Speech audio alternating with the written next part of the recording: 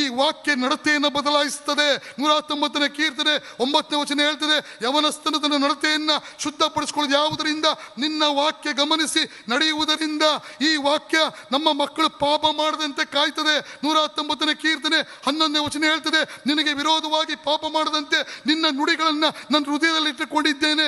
ದೇವರ ವಾಕ್ಯ ನಮ್ಮ ಮಕ್ಕಳು ಜ್ಞಾನಿಗಳಾಗಿ ಜೀವಿಸುವುದನ್ನ ಕಲಿಸ್ತದೆ. 119ನೇ ಕೀರ್ತನೆ 130ನೇ ವಚನ ಹೇಳ್ತದೆ, ನಿನ್ನ ವಾಕ್ಯ ವಿವರಣೆಯಿಂದ ಯುಕ್ತಿಹೀನರಿಗೆ ಜ್ಞಾನೋದಯವಾಗ್ತದೆ.